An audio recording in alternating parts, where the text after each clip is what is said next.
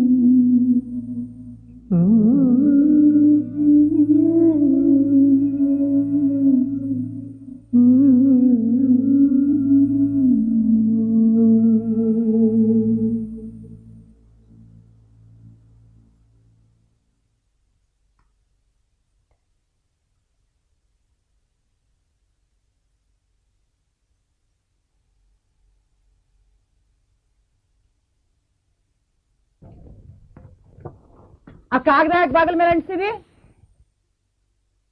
Court notice. ಅದೇನೋ ನಿಮ್ಮ ಮನೇನ ಹರಾಜಿಗೆ ಹಾಕ್ತಾವ್ರಂತೆ. ಕೋರ್ಟ್ ದುಡ್ಡು ಕಟ್ಟಿ ಅಂತ ನಮ್ಮ ಅತ್ತೆಗೆ ಹೋಗಿ ಹೇಳ್ತೀಯಾ? ನನ್ನ ಮನೆ ಹರಾಜ್ ಹಾಕೋ ಧೈರ್ಯ ಅದ್ ಯಾವ ಗಂಡ್ಸ್ಕಿದೆ? ಆಯಾಬ್ರು ಹರಾಜ್ ಕೂಗುದು ನಾ ಹಿಡ್ದೆ. ಗಂಗವಾರೆ, ನಿಮ್ಗಿನ್ನ 3 ದಿನ ಟೈಮ್ ಕೊಡ್ತೀನಿ. ಅಷ್ಟಾಗಿ ಮನೆ ಖಾಲಿ ಮಾಡಿ ಬೇರೆ ಕಡೆ ಹೋಗಿ.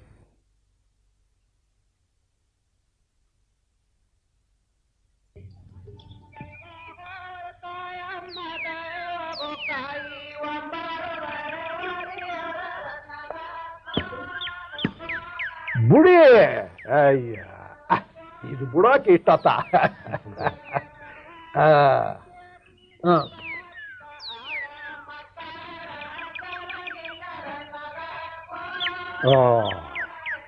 ಇನ್ನು ಆಟ ಆಡ್ದಂಗೆ ಇದೆ ಹೇಳಿ. ಈ ಮಾರವ್ವ ಜಗಳ ಕಾದು ಆಟದ ಗಮ್ಮತ್ತನ್ನೆಲ್ಲ ಹಾಳು ಮಾಡಿಬಿಡ್ತಾಳೆ.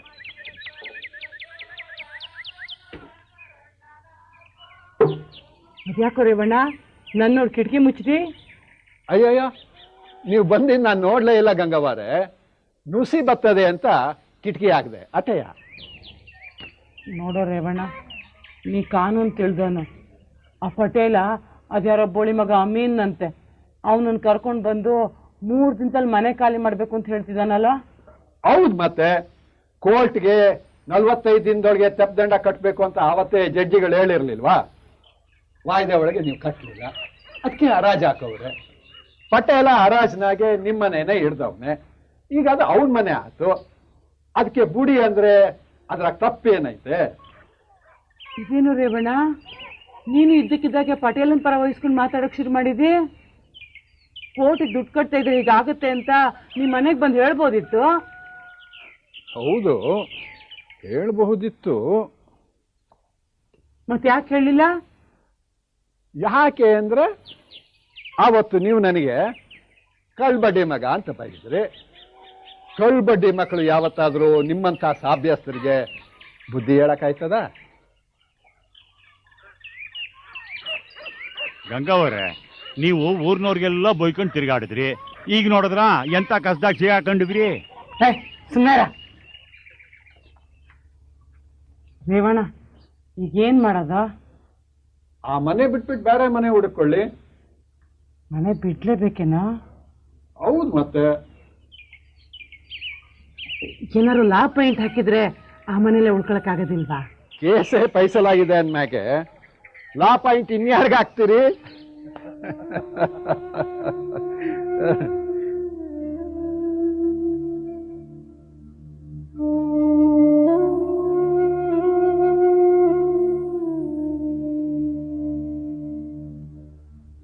ರೇವಣ್ಣ ಬಾಯಲ್ಲಿ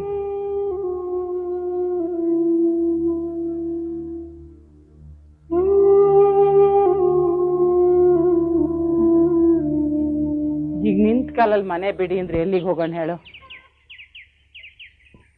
ನಿನ್ ಮನೆ ಹಿತ್ಲಲ್ಲೇ ಒಂದು ಕೋಣೆ ಖಾಲಿ ಇದೆಯಲ್ಲ, ಅಲ್ಲೇ 4 ದಿನ ಇರೋಕ್ಕೆ ವ್ಯವಸ್ಥೆ ಮಾಡೋ. ಅಯ್ಯೋಯ್ಯೋ, ಶಾನ್ಭೋಗರ ಹೆಂಡತಿಯಾಗಿ ಚಿಕ್ಕೋಣಿಯಾಗಿರೋದ? ಅದು ಅಲ್ಲದೆ ನಮ್ಮ ಜಾತಿಯವ್ರ ಮನೆಯಾಗಿದ್ರೆ ಜನ ನಿಮ್ಮನ್ನ ಆಡ್ಕೊಳಕ್ಕಿಲ್ವಾ? ನಿಮ್ಮ ಸಂಬಂಧಿಕರೇ ಅವರಲ್ಲ, ಅಯ್ಯ ಶಾಸ್ತ್ರಿಗಳು, ಅವ್ರ ತಾವೇ ಹೋಗಿ ಕೇಳಿ. ನಿನ್ನ ಮಾತು ನಿಜಾನೇ.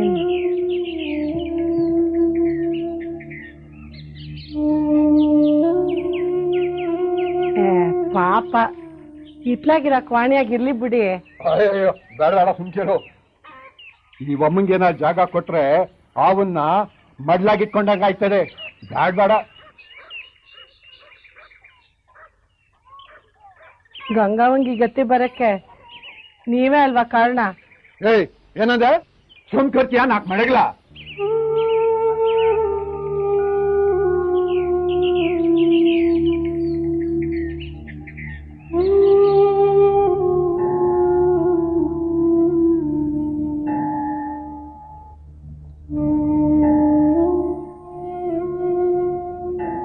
ಲಕ್ಷ್ಮಿ, ಯಾಕೆ ಬಂತಪ್ಪ ಈ ಮಾರಿ? ಬಂದೆ ಗಂಗಮ್ಮ.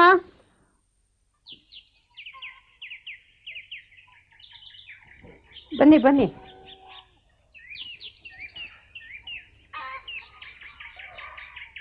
ಗಂಗಮ್ಮ, ಯಾಕೆ ಸಪ್ಪಗಿದ್ದೀರಾ? ಎಲ್ಲ ಮುಗಿದೋಯ್ತು ಕಣೆ. ತೋಟ ಕೈ ಬಿಟ್ಟು ಹೋಗಿತ್ತು, ಗದ್ದೆನೂ ಹೋಯ್ತು, ಈಗ ಇರಕ್ಕೊಂದು ಜಾಗೂ ಇಲ್ದ ಹಾಗಾಯ್ತು. ಗ್ರಹಚಾರ ಶಾಂತಿ ಮಾಡಿಸಿ ಏನು ಉಪಯೋಗ ಆಯ್ತು ಹೇಳಿ? ಶಾಂತಿ ಮಾಡಿಸಿ ತಕ್ಷಣ ಫಲ ಸಿಕ್ಬೇಕು ಅಂತಂದ್ರೆ ಹೇಗೆ ಗಂಗಮ್ಮ? ಸ್ವಲ್ಪ ಕಾಯ್ಬೇಕು. ಕಾಯಕ್ಕಾದ್ರೂ ಒಂದು ಜಾಗ ಬೇಕಲ್ಲ, ಬೀದಿಲಿ ನಿಂತ್ಕೊಂಡು ಕಾಯಲ್ಲ. ಕೂತ್ಕೊಳ್ಳಿ. ನೋಡಿ ಶಾಸ್ತ್ರಿಗಳೇ, ಈಗ ನನಗೆ ನನ್ನ ಮಕ್ಕಳಿಗೆ ಇರಕ್ಕೊಂದು ಜಾಗ ಬೇಕು. ಕೂಡಿ. ಅಲ್ಲ ಗಂಗಮ್ಮ, ಜಾತಿಯಸ್ಥರು ಅಂತ ನಾವಿದ್ರು ಕೂಡ ನಮ್ಗೆ ಒಂದು ಮಾತು ತಿಳಿಸ್ದೆ ಆ ರೇವಣ್ಣ ಹೇಳಿದ್ರೆ ಕುಳಿದ್ರಿ. ಇವಾಗ ಬಂದ್ಬಿಟ್ಟು ಜಾಗ ಕೊಡಿ ಅಂದ್ರೆ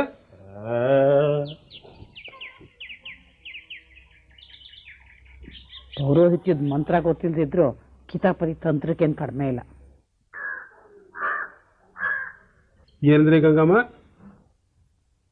ಗೋಳಿ ತುರುಬ್ ನೆನೆಸ್ಕೊಂಡು ಹಾಗೆ ಮಾತಾಡೋದು ಬೇಡ ಶಾಸ್ತ್ರಿಗಳೇ. ನೋಡಿ, ಈಗ ನಾನು ಇರೋಕ್ಕೊಂದು ಜಾಗ ಹುಡುಕ್ತಾ ಇದ್ದೀನಿ. ನೀವಿರೋರು ಇಬ್ಬರು. ಆ ಕಡೆ ಕೋಣೆ ಖಾಲಿ ಇದೆಯಲ್ಲ, ಅದನ್ನು ಕೊಟ್ರೆ ನಾನು ನನ್ನ ಮಕ್ಕಳು ಇದ್ಕೋತೀವಿ.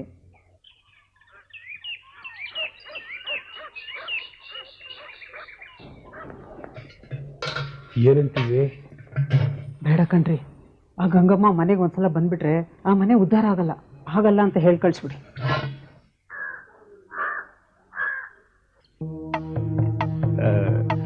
ಕೊಡ್ಬೋದಾಗಿತ್ತು ಗಂಗಮ್ಮ, ತೊಂದರೆ ಏನಿಲ್ಲ.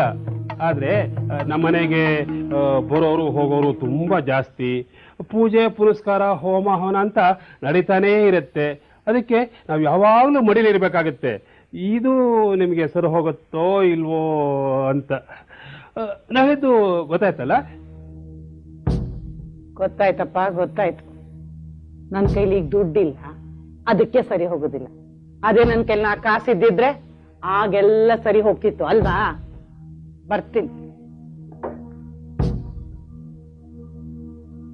ಅಯ್ಯೋ ಗಂಗಮ್ಮ, ಸ್ವಲ್ಪ ಇರಿ, ನೀರ್ ಮಜ್ಜಿಗೆ ಕುಟ್ಕೊಂಡು ಹೋಗುವಂತೆ.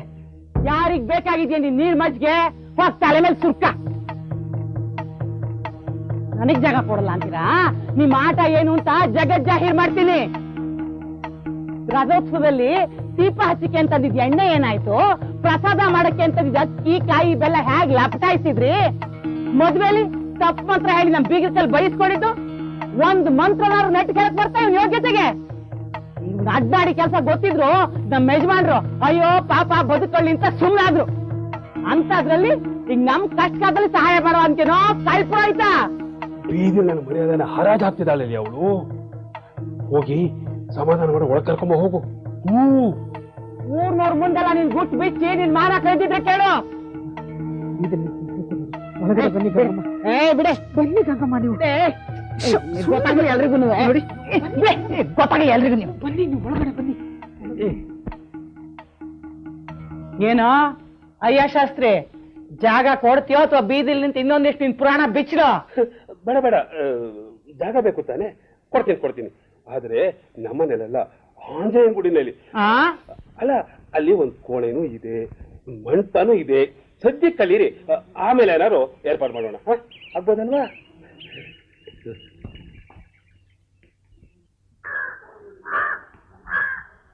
ತಗೊಳ್ಳಿ.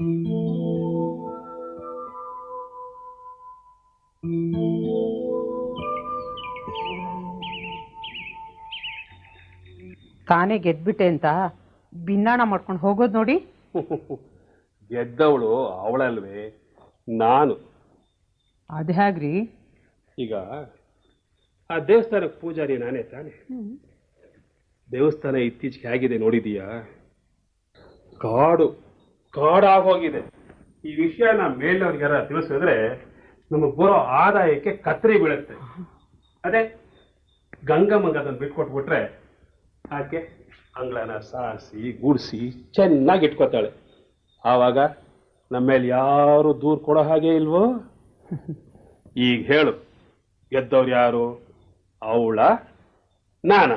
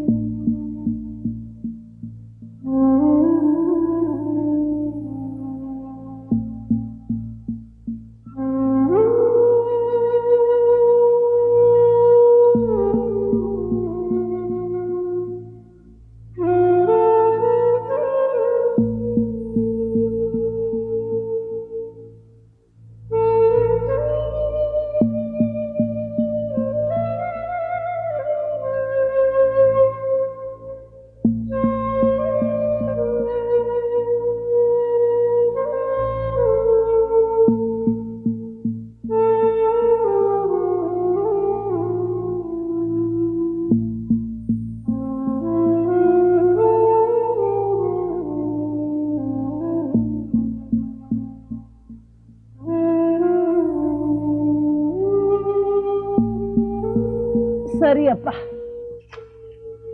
ಈ ಕೋಣೆಲೆ ಬಟ್ಟೆ ಬರೆಯೆಲ್ಲ ಇಟ್ಕೋಬಹುದು. ಆ ಮಂಟಪ ಚೊಕ್ತ ಮಾಡ್ಕೊಂಡ್ರೆ ಆ ಮೂಲೆಯಲ್ಲಿ ಒಲೆ ಹಾಕಿ ಅಡುಗೆ ಮಾಡ್ಕೊಳಕ್ಕಾಗತ್ತೆ. ಇಲ್ಲೆಲ್ಲ ಗುಡ್ಸಿ ಸಾರಿಸ್ಕೊಂಡ್ರೆ ಮಲ್ಕೋಬಹುದು. ಏನಂತೀರಾ? ಅಣ್ಣ, ಹಾಗಾದ್ರೆ ನೀವು ಹೋಗ್ಬಿಟ್ಟು ಬಟ್ಟೆ ಬರೆ ಸಾಮಾನೆಲ್ಲ ತಗೊಂಬ. ನಾನಾ? ಇಲ್ಲ, ನನಗೆ ಕಾಶಿ ಬಡ್ಡಿ ಸಾವುಕಾರರು ಬಾ ಅಂತ ಹೇಳಿದ್ದಾರೆ. ನನಗೀಗ ಕೆಲಸ ಮಾಡಕ್ ಪುರ್ಸೊತ್ತಿಲ್ಲ. ನಾನು ಸಾಯಂಕಾಲ ಸಿಗೋದಿನ್ನು. ಅಷ್ಟರೊಳಗೆ ಎಲ್ಲ ಸಾಮಾನು ತಂದಿಡು. ಅಪ್ಪಣಿ ಯಾವಾಗ್ಲೂ ಹೀಗೇನೆ, ಯಾವ ಕೆಲ್ಸಕ್ಕೂ ಸಿಗೋದಿಲ್ಲ. ಏನ್ ಹೇಳಿದ್ರು ನಂಗೆ ಸಾವುಕಾರ ಕೆಲಸ ಇದೆ, ನಾ ಶೆಟ್ರ ಹತ್ರ ದುಡ್ಡು ತರಬೇಕು ಅಂತ ಏನಾರು ಹೇಳಿ ತಪ್ಪಿಸ್ಕೊಂಡ್ಬಿಡ್ತಾನೆ. ಚಂದ, ಹೋಗಪ್ಪ ನೀನೇ ತಗೊಂಬ. ಅಯ್ಯ, ನಂಗೆ ಸುಸ್ತಾಗಿದೆ. ಒಂದೆರಡು ಅಣಿ ಬಿಸಾಕಿದ್ರೆ ಆ ಬೀರ್ನೋ ಕಾಳ್ನೋ ಯಾವನಾರಿಗೆ ಹೊತ್ಕೊಂಬಂದು ಕೊಡ್ತಾನೆ. ನಾನೀಗ ಮಾಲ್ಕೊಳ್ಳೋನೆ. ನಿನ್ನ ನಿಂಗೆ ಮಾಡ್ತೀನಿ ತಡಿ.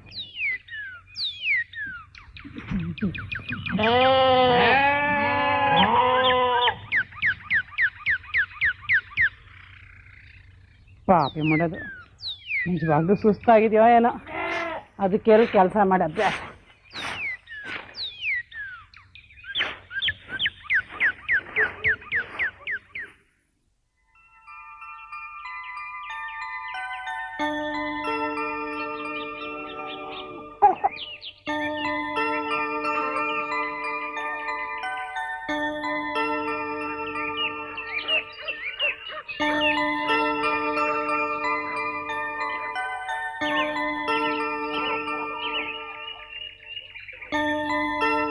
ಮಂಜವ್ವ,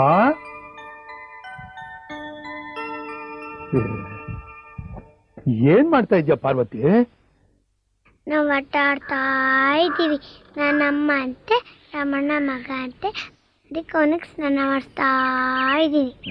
ಹಂಗೆಲ್ಲ ಮೈ ಮೇಲೆ ಮಳ್ಳ ಹಾಕ್ಬಾರ್ದು, ಕಡಿತೈತೆ. ಬಿಡ.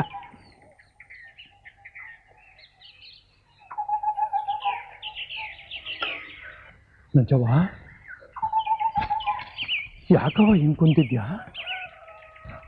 ಆ ಪಾರ್ವತಿ ಮಗು ಮೈಮ್ಯಾಗೆ ಮಳ್ಳ ಹಾಕ್ತಾವಳೆ, ಅದು ನಿನಗೆ ಗೊತ್ತಾಗ್ನಿಲ್ವಾ?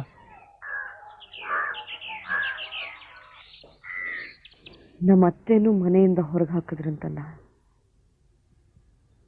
ಅದೇ ಯೋಚನೆ ಮಾಡ್ತಾ ಇದ್ದೆ. ಅವ್ರು ಪ್ರತಿ ಸಲ ದುಡುಕಿದಾಗಲೂ ನಮ್ಮ ಕಷ್ಟ ಹೆಚ್ಚುತ್ತಾ ಹೋಗುತ್ತೆ.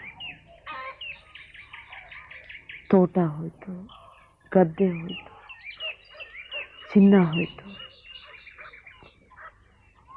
ಹೀಗೆ ಮನೇನೂ ಹೋಯ್ತು. ಈಟಾದ್ರೂ ಅವ್ರಿಗೆ ಬುದ್ಧಿ ಬರ್ಲಿಲ್ವಲ್ಲವ? ಏನ್ ಹೇಳ್ಕೊಂಡು ತಿರುಗ್ತಾವ್ರೆ ಗೊತ್ತಾ? ನಾವು ದೇವಸ್ಥಾನದಾಗಿರೋದು ಆ ನಂಜಿ ತರ ಯಾರ್ದೋ ಕೊಟ್ಟಿಗೆಯಾಗಿಲ್ಲ ಅಂತ ಹೇಳ್ತಾವ್ರಂತೆ.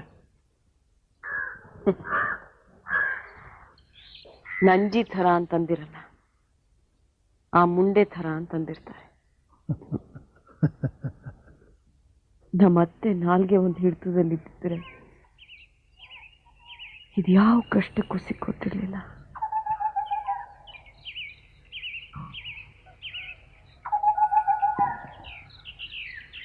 ಈ ಮಕ್ಕಳ ಭವಿಷ್ಯ ಅನ್ನಿಸ್ಕೊಂಡ್ರೆ ಅಳು ಬರುತ್ತೆ.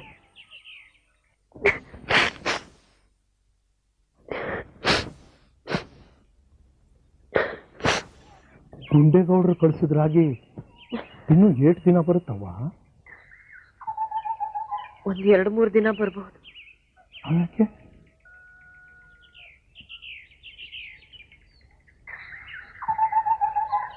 ಅಲ್ಲ, ಆ ಶೇಷಪ್ಪನು ವೆಂಕಯ್ಯನು ಕೇಳಿದ್ರೆ ಒಸಿದು ಬಾಕಿ ಕಳಿಸೋರೇನು?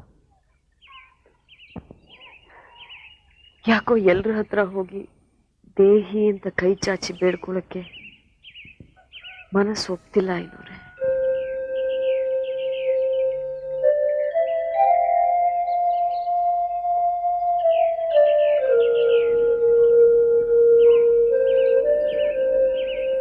ಈ ಒಣಜಂಬ ಎಲ್ಲ ಇನ್ನು 4 ದಿವಸ ಅಷ್ಟೇ ಐನೋರೆ.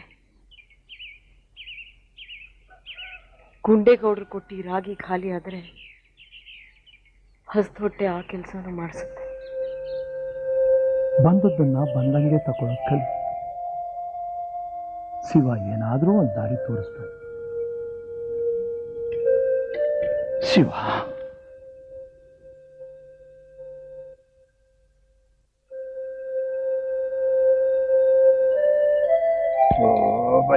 ಭಜನ ರಮಣ.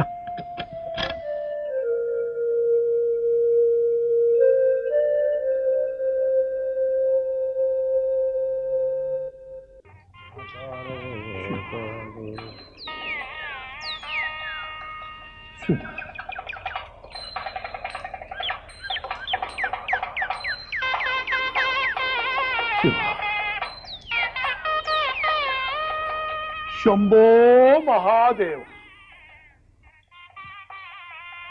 ವಾ ಶಿವ, ಕಂತೆ ಭಿಕ್ಷೆ ಹಾಕಿ ತಾಯಿ. ನಮಸ್ಕಾರ. ಏ, 500 ಬಂದಾರೆ, ಕಂತೆ ಭಿಕ್ಷೆ ತಗೊಂಬ. ಸಿದ್ದರಾಮಪ್ಪವ್ರೆ, ನೀವು ತೆಪ್ಪು ತಿಳ್ಕೊಳ್ದೇ ಇದ್ರೆ ನಾನೊಂದು ಮಾತು ಹೇಳ್ತೀನಿ ರೀ. ಅಯ್ಯೋ, 500 ಮಾತಲ್ಲಿ ತಪ್ಪೇನಿರ್ತದೆ ಹೇಳಿ. ಇವತ್ತು ರಾಗಿ ಬದಲು ಅಕ್ಕಿ ಹಾಕ್ತೀರಾ? ಏನಾಯ್ನವ್ರೆ, ನೀವು ಬ್ರಾಹ್ಮಣ ಥರ ಅನ್ನ ತಿನ್ನಕ್ಕೆ ಶುರು ಮಾಡ್ಬಿಟ್ರಾ? ಹಂಗಲ್ರ, ಉತ್ತರದ ಕರಡೆಯಿಂದ ಒಬ್ಬರು ಶರಣರು ಬಂದವ್ರೆ. ಅವರು ಇಟ್ಟು ತಿನ್ನಕ್ಕಿಲ್ಲ, ಅದಕ್ಕೆ. ಆಯ್ತು ಐನೋರೆ, ತರ್ತೀನಿ.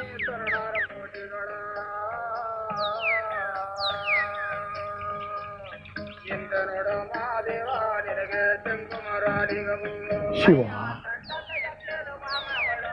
ನೀನ್ ಆಡಿಸ್ದಂಗೆ ನಾನು ನೋಡ್ತೀನಿ ತಂದೆ.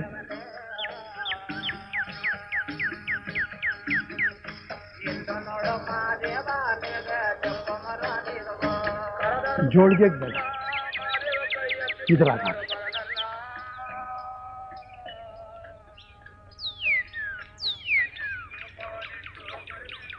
ಶಿವ ನಿಮ್ಮ ಸಂಪತ್ತಿನ್ನೂ ಹೆಚ್ಚು ಮಾಡಲಿ.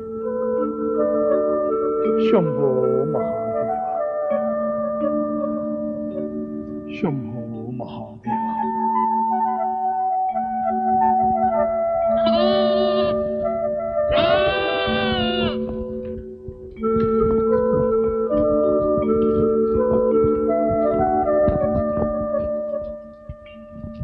ಅವ್ವಾ ಕಂತೆ ಭಿಕ್ಷೆ ತಾಯಿ. ಯಾಕೆ ಐನೋರೇ ಇಷ್ಟೊತ್ತು ಮಾಡ್ಕೊಂಡು ಬಂದ್ರಿ?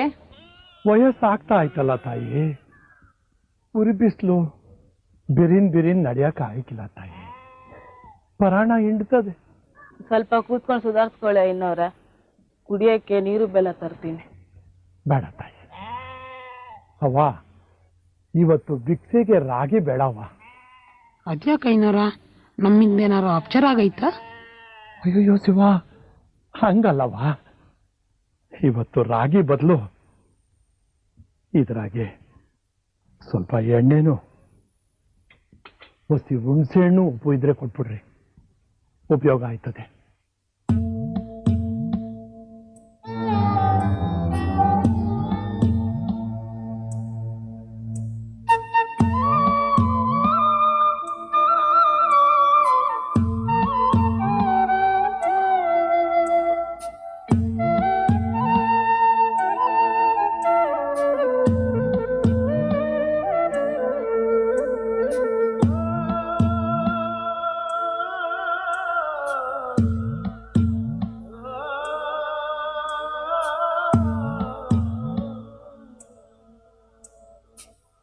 ಒಡಲ ತುಂಬ ಬವಣೆ ಕೆಂಡ ಮಡಿಲು ಕುದಿವ ಕಡಲು,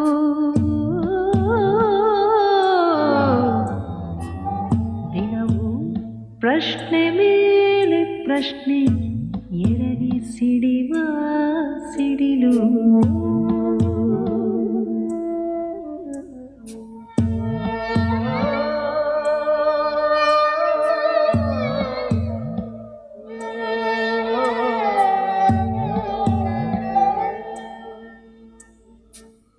ಎಲ್ಲ ಸಹಿಸಿ ಮುಂದೆ ಪಯಣ, ಬದುಕೆ ವಿಸ್ಮಯ ರಂಗ.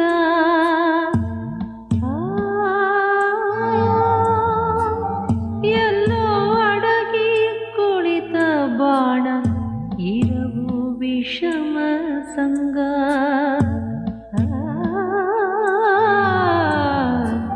ಹೃದಯ ಗೃಹವೇ ಬಿರಿದು ಭಂಗ, ಬಾಳುವಳಲ ಬಳಗ.